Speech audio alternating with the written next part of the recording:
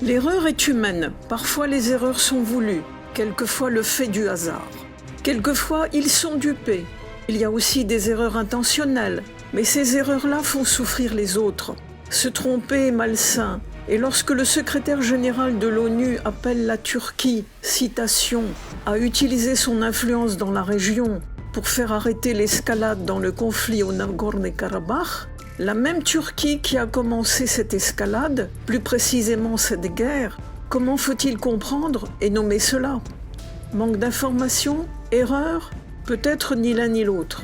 En commanditant la Turquie qui de Syrie transfère dans la zone de conflit des mercenaires islamiques, des commandos qui ont combattu en Syrie, au Pakistan et en Afghanistan, pousse Aliyev à mener cette guerre terroriste, d'utiliser des armes prohibées de plus contre une population pacifique.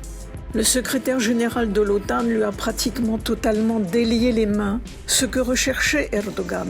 Ils se sont laissés prendre, ils ont pénétré dans la soue, ils ont utilisé leur influence. Avant, la Turquie se dissimulait dans les coins, du genre elle conspirait.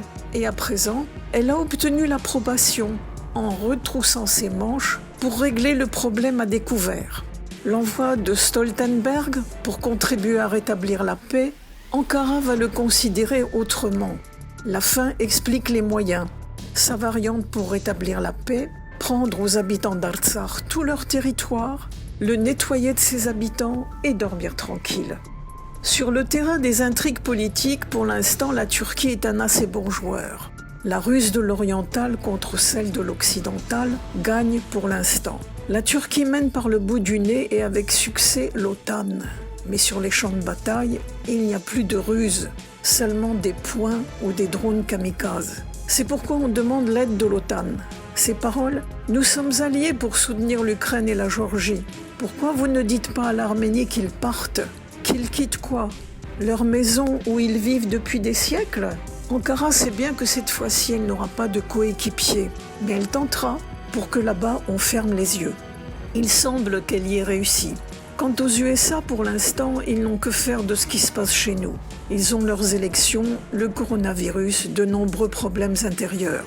Ils n'auront même pas le temps de s'en apercevoir qu'ils devront fraterniser avec l'Iran pour combattre cette nuée de sauterelles. Mais ça, c'est pour après, si ça tourne mal.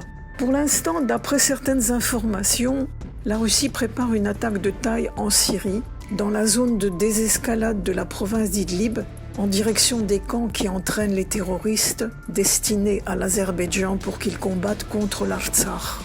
Et dernier renseignement, les divisions azerbaïdjanaises font de la provocation. En groupes importants, elles se sont postées le long de la frontière entre le Karabakh et l'Iran, tentant de provoquer des tirs dirigés sur elles, mais en fait sur l'Iran. Selon toute vraisemblance, l'Iran comprend tout ça et voit les réelles intentions du tandem. Ils ont dupé l'OTAN, mais c'est sûr qu'ils ne réussiront pas à duper l'Iran.